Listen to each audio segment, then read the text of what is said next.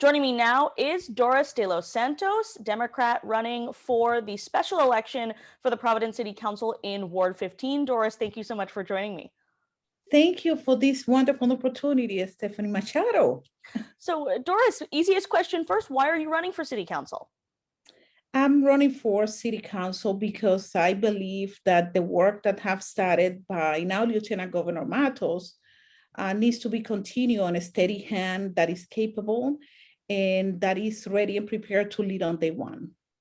The voters have 5 choices in this Democratic primary of folks who live in the ward. So why are you specifically the right person out of those 5?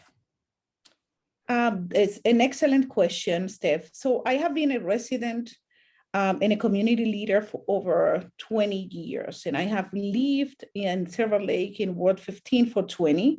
I'm a woman of faith, a mother, and an immigrant from Dominican Republic. Silver Lake is where my 2 children have been raised, Lucas and Doris, and I call this place home. And I have seen personally and experienced the plight that many neighbors and families just like mine have been through in the past year. And quite frankly, families that work hard, that are good neighbors, but are not getting the quality of services that we all deserve. Today, more than ever, with the pandemic, which have ravaged Ward 15, 02909 consistently continue coming at the top of COVID cases, and it has affected businesses dramatically. So we need someone with the capability, with the honesty and the ethics, and ready to lead on day one. I believe that I'm that person. I believe that I will be able to represent and champion the needs of my neighbors of Ward 15, Silver Lake, Olneyville in Valley, proudly if given the chance on June 8th. And you mentioned 02909 being so hard hit by the pandemic, and I do have a question for you about that. While your neighborhoods were hit so hard, the vaccination rate in 02909 is lower than a lot of the state. Data we got this week shows 36% of 02909 has at least one shot of the vaccine, compared to 50% of Rhode Island has a shot of the vaccine. So why do you think this is, and what would you suggest to improve the vaccination rate in your area? So sadly, that's the case, and that was the case during the time of testing, and that's the case with the vaccine. I believe that the system delivery needs to be designed in a way that accounts for the realities of families that live in neighborhoods such as the neighborhoods of Ward 15. And I think that the outreach strategies needs to be more comprehensive, needs to be accounting for the language differences, for the different dynamics that happens within the neighborhood, and it needs to be culturally sensitive. I think that this is about removing barriers in applying the work and designing the programs with the equity lens, and engaging as many stakeholders as possible so that the message is getting to our hardworking families. So do you find that some of your neighbors just haven't gotten the word about how they can go get a vaccine or how to sign up? Well, there is a combination of factors, Steph. There is still, unfortunately, the message of safety and the assurance that the vaccine is safe is one component, but there is also the component of scheduling vaccinations clinics during times that families may be available. Removing transportation barriers is about the messengers, right? It's about the people that are connecting with the people on the ground in the communities that they can relay with. So it is a multifaceted of factors that I feel are still impeding a larger number of people being vaccinated. What do you think is the number one issue facing Ward 15 right now? And I'm going to ask you the same question for the city as a whole, but Ward 15, what's the number one issue facing the ward? The city of Providence is comprised of wonderful neighborhoods, such as the ones in Ward 15. And the city is as strong as their neighborhoods. And I feel that the quality of life of neighborhoods in Ward 15, and for that matter, across the city, needs to improve.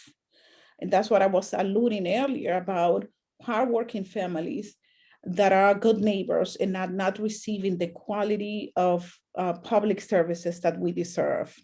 I'm talking about feeling safe in our neighborhoods. I'm talking about speeding. I'm talking about trash in abandoned properties, and feeling proud and pride about the place that we live in. There is a large number of absentee landlords. We need to increase homeownership opportunities for people, and we need to create rents that are more affordable. If you are elected, you'll of course be taking votes and making decisions that affect the whole city. So what do you think is the biggest issue in Providence as a whole? I will say, I have to say that the typical and traditional that we know is the looming fiscal crisis, is the fact that the pension is still underfunded, and that we have a consistent deficit, a structural deficit. And that has been looming for years. I will say also the fact that we still have underperforming schools, and in housing, and economic opportunities for people. On the topic of schools, do you support the expansion of charter schools in Providence?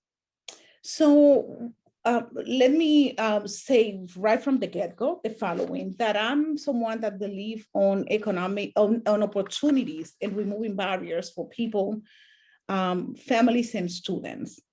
Having said that, I believe that the current expansion that has been debated, for many different factors, including the fact that students have been enrolled, schools have already signed leases, families have been notified. I think that we should be moving ahead with the current expansions of schools that have been approved. However, I believe that we have to take a pause and to determine if it's fiscally and academically responsible, and bring the accountability that is necessary in order to retake the conversation about a continued expansion of charter schools. Okay, so you wouldn't want to do the moratorium that's retroactive, which is what passed the Senate, but after that current expansion, you would want to take a pause moving forward. That's correct, to assess the financial and academic impact of the traditional public schools in the district. Understood. I want to ask you about the 610 connector project, which goes right through your ward. Construction project's been going on for a long time. How do you think this project is progressing? Do you think it's going to improve the ward? Do you think there are issues with it?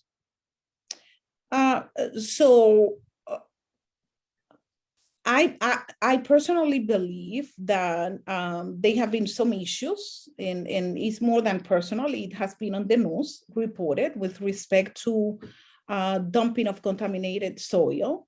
And that's an example of the many instances where we see marginalized communities being affected by decisions that are being made by others. It is like the notion of others taking decisions that are affecting our quality of life without taking into account the voices of the local community. And so that's an incident that was very alarming, and that in my understanding is still under some sort of investigation.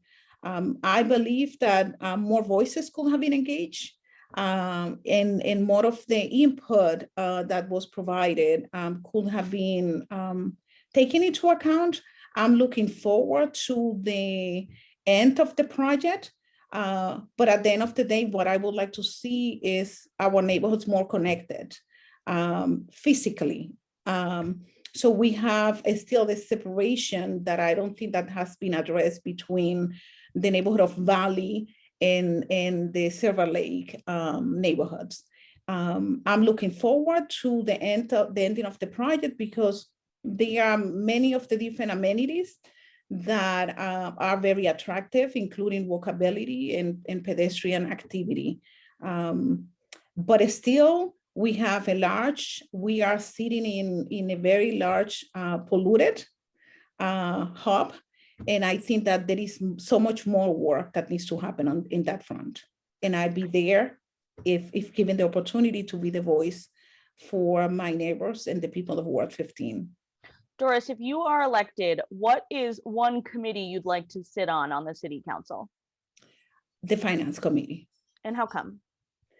Because you set your priorities with your funding and your budget, and I will be honored to have and bring that voice from my neighbors and my community in the Finance Committee. You mentioned the underfunded pension earlier. Do you have any specific ideas for how to bolster that underfunded pension fund? So, like I said before, the pension shortfall is something that we have been debating for decades now. And so the city is not necessarily in a very good position because, as we know, that it was a Supreme Court decision last year that pretty much tied the city with any previously agreed litigated pension agreement. And so what we have now is what do we do moving forward?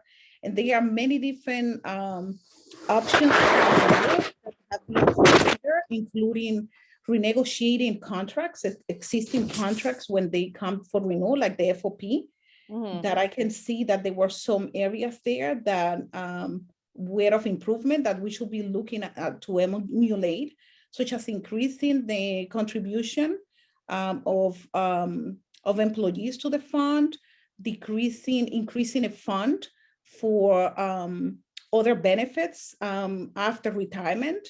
But then there are the questions, right, as to what do we do? Do we renegotiate existing contracts? That's an option, that's an avenue. Do we amortize the current liability? Do we go aggressive in a time of renewal of contracts and really push for changing those terms? One thing, everything is on the table, Steph. One thing that I am not in agreement, though, is with bankruptcy for the city of Providence. And final question, if you're elected, what is one specific proposal or ordinance that you would propose?